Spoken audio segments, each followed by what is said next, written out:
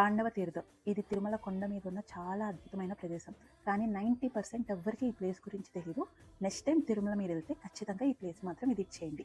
ఈ ప్లేస్ ఒక స్టోరీ ఏంటంటే, ఒకానొకప్పుడు రాకర్స్ ఇలాంటివి ఏవి లేని సమయంలో మన ఆనంద నిలయం ఉంది కదా వెంకటేశ్వర స్వామిది, రాత్రిపూట అక్కడ తాళం వేసేసాక ఆ తాళాలు తెచ్చి ఇక్కడ పెట్టేవాళ్ళనమాట. ఇక్కడ ఒక గుహలాగా ఉంటుంది, కొండరాయి. ఆ కొండరాయి కింద పెట్టేవాళ్ళనమాట. అది ఆ తాళాలు అనేవి కిందకి వెళ్ళిపోయేవి. ఈ క్షేత్రానికి పాలకుడు వచ్చేసరికి శివుడు. సో వాళ్ళు శివుడికి నమస్కరించుకొని వెళ్ళిపోయేవాళ్ళు.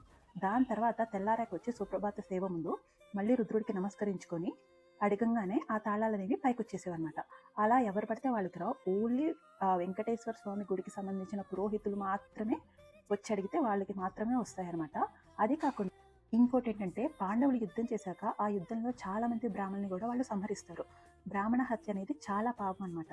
సో ఆ పాపానికి వాళ్ళు ఇక్కడికి వచ్చి గోదానం చేస్తారు. ఆ దానాన్ని స్వయంగా శ్రీకృష్ణుడు